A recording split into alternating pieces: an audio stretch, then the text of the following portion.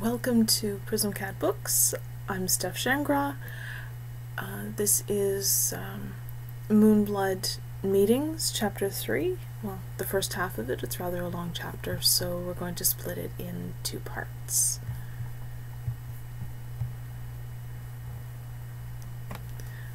Dawn found them both somewhat stiff, but otherwise ready to face the day. Madoc, chewing thoughtfully on a bite of sausage, flexed his left hand slowly. "That's strange," he said, once he had swallowed. "It doesn't hurt, at all. Not numb or anything. It just feels normal, I guess." Tyrel finished the last of his bread and rearranged himself so he could reach. He unwrapped the bandage around his brother's arm cautiously, but with increasing perplexity. The last of it came free, bearing the unmarked skin of Madoc's lower arm. Only the dark, dried bloodstains on the bandage, and the lingering traces on Madoc's arm, proved that it had ever been wounded, and judging by the amount of blood on the bandage, it had been a messy one. "What the hell?" Madoc stared at his arm. Slowly, he flexed his hand again, then his arm. "This makes no sense. It bit me. I know it did." "Apparently the damage it inflicts doesn't last much longer than its body after it's killed," Tyrel said. "You think that's it? I've never heard of anything like that." "Neither have I, but it's all I can think of to explain this. I wonder if there's anything in Forester lore about this kind of thing." "Well, let's get going so we can get home and see what we can learn." He paused in the middle of shoving leftovers back into his pack. "This couldn't be part of the whole testing thing, could it? Some kind of ghost animal ambush thing to see how we react?" "That's a thought. Maybe that's it. If so, well, we won last night. That's gotta look good." Benvard proved to be a bit farther and a bit more inaccessible than they had thought. The track turned at points into a narrow trail hugging a steep hillside, much of it washed away by erosion. In other places, they found themselves climbing more than walking.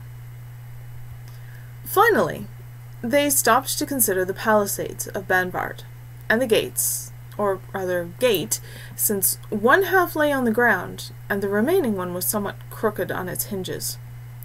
The buildings visible beyond had been battered hard, first by the fall of the fort, more recently by the weather and lack of maintenance. Warily, they ventured inside, scouting the area without going into any of the dilapidated and probably unsafe buildings. "Layouts haven't changed much," Madoc observed. "Same thing we're used to. That would be the hall. There's the kitchens and storage and all. Quarters are over that way. Smithy, stables, kennels, and thrall barracks right there." Tyrel nodded. "So that would be the armory. The chief's quarters would be the building there. The sentry towers look rough, and the walk between's worse. No going up there. Bathhouse doesn't look too bad, though, all things considered. So at sunset, we come back in here, and what then?" "Your guess is as good as mine. Just go with whatever happens, I guess. Let's hope these ghosts actually show up. How are we supposed to explain it if we go home with nothing?" "Well, since we aren't going to get any sleep tonight, and we're going to have to start hiking home in the morning without much of a break, we may as well take it easy until sunset." They found a spot just inside the gates to settle down. Time passed with excruciating slowness, with nothing to do but wait, check the condition of their weapons, eat lightly, and take turns catnapping. The instant the sun slipped below the horizon, they both heard faint echoes of sounds, familiar ones, the sounds of an active, living fort. "I think it may be time," Tyrel said, gathering up their packs and tucking them out of the way against the wall. As the sky darkened, the sounds increased in volume. The buildings, the supports of the sentry walks, the palisade walls, even the destroyed gates, looked less derelict with every passing moment, and the vague outlines of human figures moved between them, indistinct but growing clearer. Madoc checked that his sika would come free easily, and tugged the leather and bronze glove over his left hand, fastening the buckles. "Just in case," he muttered. "I don't know if bronze will work on them if there's any problem, but it's worth a try." Staying always within arm's reach of each other, a habit so old it hardly needed any thought, they ventured deeper into the fort again, avoiding the transparent human shapes. "Hall?" Tyrel suggested. Madoc nodded.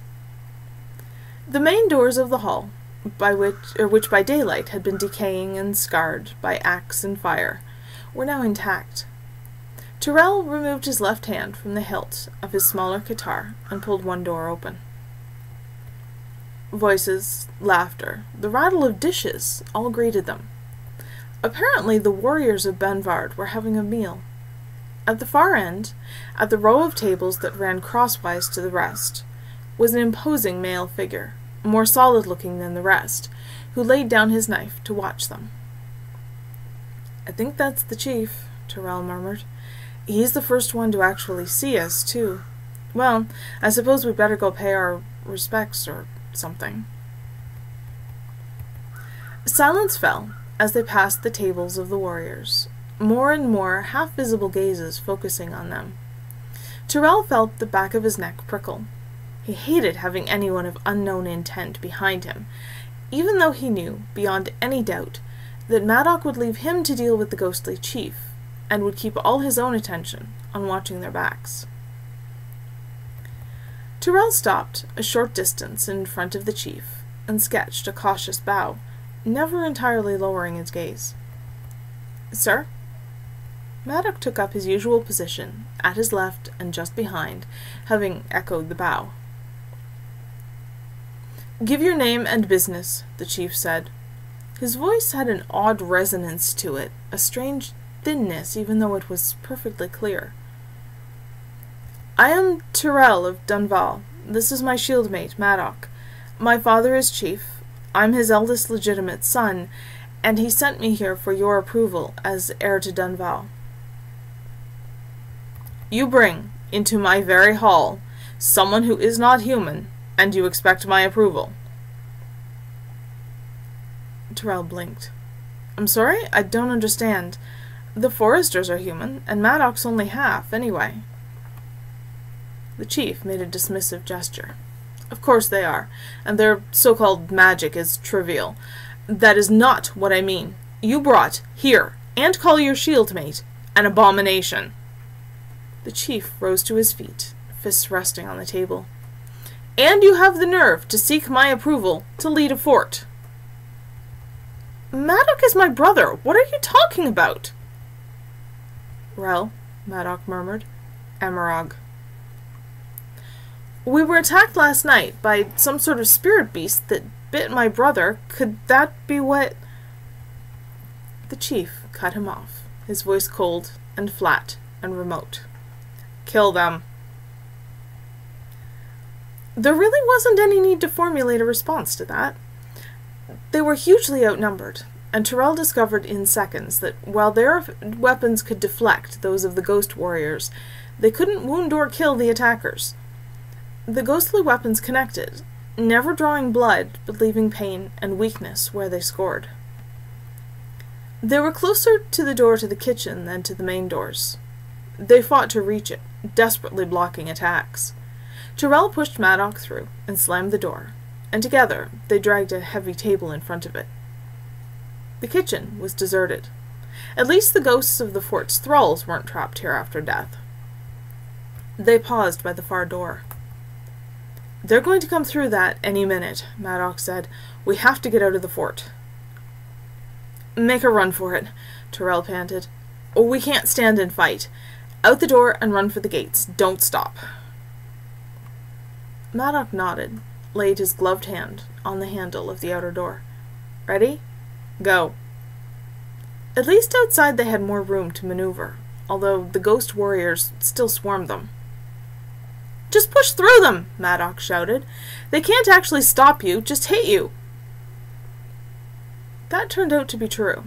If they couldn't actually wound the ghost warriors, Neither did the ghost warriors actually have enough substance to physically block their way. Tyrel staggered and dropped to one knee, struggling to clear the fog of pain and weakness from his mind, and gather enough energy to figure out which way to go. Madoc heaved him to his feet and pulled him in the right direction, Sika glinting in the light, a rising green-gold, half-full center, and high, nearly full yellow Tyrell. "Almost," Madoc grunted. "Come on, Rel, get it together. This is no time to faint like a thrall." Tyrell shook his head hard, blinked at the gates 20 feet from them, and swore viciously. "They're locked! Bars down!" Wonderful. The gates were sure to be solid, the way the hall door had been, and he could see sentries along the walks with bows. They couldn't parry those, and wouldn't have time to heave the bar free. No way out. What were they going to do? Tyrell ducked under a swung axe, dodged around a sword, and bolted for their packs. Madoc was somehow withstanding the ghost attacks better. Tyrell only hoped his brother could manage for a moment longer. He heard Madoc shout a challenge and a taunt at one of the ghosts, probably drawing its attention back to himself to give Tyrell the time he needed. Tyrell skidded to his knees beside their packs and dug frantically through them for the oil and the pouch of protection herbs. Sudden cold flashes of pain and numbness told him the archers were targeting him, but he gritted his teeth and clung to the task at hand. He had to lay both Kaveri aside to dump the powdered herbs into the oil. His hands were shaking, and he spilled some, but enough made it into the oil that he hoped that it would work. With his palm over the mouth of the flask, he shook it vigorously, then grabbed his larger Kaveri and poured oil along the edges of the blade. He pivoted on one knee and saw, unsurprised, a quartet of ghost warriors approaching. Heart pounding, he waited for them to come in reach, fumbling the stopper back into the flask to keep from spilling it. If this worked, that oil was worth their lives. The first ghost in range, he slashed across the thighs with the treated blade, drawing a scream of astonishment and pain. "Oh, that's better," he panted, getting to his feet. "Bring it on. Let's see how brave you are when you can be hurt." A few more wounds made the ghost warriors distinctly more wary and uncertain, which bought Tyrell time to reach Madoc. "Here, put this on the edge of your sword and on your claws. It hurts them." "Wondered what the screaming was," Madoc said. "You watching?" "Do it." Tyrell watched all directions, blocking attacks, while Madoc anointed his weapons. "We need to get under cover somewhere we can defend and wait for sunrise. Thrall barracks." "Where's your other Kaveri?" "Not enough hands. Leave it. Go. We've got to get there before they get over being surprised." The thrall barracks was a single building, sturdily constructed of mortared stone for the lower 3 feet of the walls, reinforced wood above that, with only narrow horizontal slits for windows just below the eaves. Within were 2-tiered bunks for thralls to sleep in, and very basic sanitary facilities. It had only one door, which could be barred from the outside only. Still, since the building during the daytime had been anything but secure, at most they could be confined for the rest of the night. Madoc pulled the door closed. Tyrell heard him moving, but there was no light at all in here. "I put oil across the doorway," Madoc said. "Let's see if that keeps them out." They waited in silence, weapons ready, to see if the ghost warriors came after them. After a moment, they relaxed somewhat. "We just might live until morning after all," Madoc said, "which leaves us with the question of what just happened. Has he gone insane? Of course I'm human." Tyrell groped for one of the bunks and sat down on the bottom one, hoping his head would clear now that the attacks had halted. "I don't know," he said wearily. "I'm just glad they can't reach us right now." "What's the matter with you, anyway? Since when do you almost faint in the middle of a fight?" "Possibly since getting thumped by ghosts and feeling weaker with every hit?" Madoc didn't answer for so long. Tyrell said his name questioningly. "Rel, what does it feel like to you when a ghost hits you?" What? Humor me. Cold, numb, painful, weakness right around the spot? More silence. Then, funny, I got all of that but the weakness. Well, I got a bit of it while we were in the hall, maybe, but nothing after we got outside. He trailed off. Probably no one but Tyrel would have recognized uncertainty under the almost conversational tone. Maybe ghosts can't affect foresters as much? Tyrel suggested. Maybe. Madoc didn't sound convinced. We'll get all this sorted out, somehow. No, Madoc said softly. Tyrel sensed him close at hand, then felt the bunk shift as Madoc carefully sat beside him. It isn't going to get all sorted out. Even if we live through tonight, we failed. For whatever crazy reason, Banvard's chief is trying to kill us rather than giving you his blessing. This isn't some kind of test. We failed, and we don't even know how, but somehow it has something to do with me. Then we'll go... Tyrel started, and stopped, hearing a thump, then a couple more. Oh, not the roof. Yeah, the roof, Madoc said grimly. And if we go out the door, we'll walk right into a welcoming party. Guaranteed.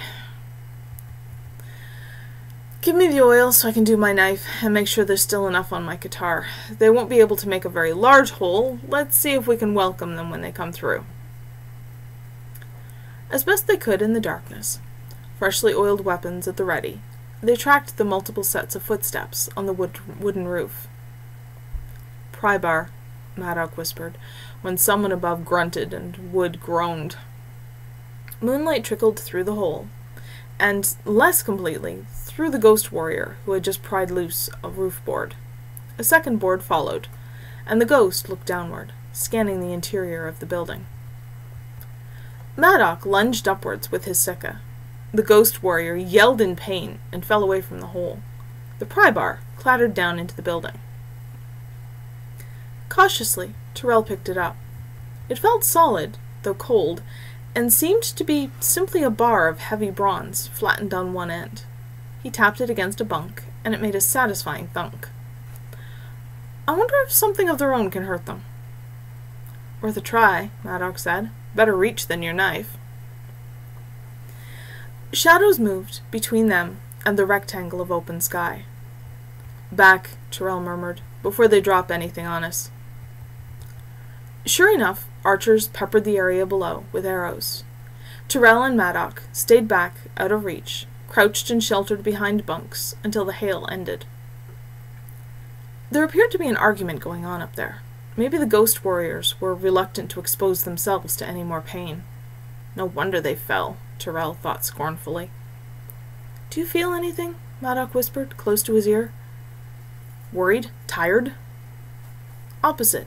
I feel good. Not tired at all. We're cornered by ghosts that outnumber us and want to kill us, and you feel good? Tyrel hissed. I know. Makes no sense. Why are you staring at me like that? Tyrel licked suddenly dry lips, thinking of an amarog whose eyes had held the topaz light of Talir. Nothing. Later. Can you actually see? Yeah, there's lots of moonlight. Center's bright tonight. Center, who was the golden green of a cat's eyes. And Madoc's eyes shone faintly with their own light in the deep shadows, or perhaps with Center's light. What had that amarog done to Madoc that the ghost chief had seen? Second part of this chapter coming up soon. Thanks for being with me, and I'll see you in the next chapter.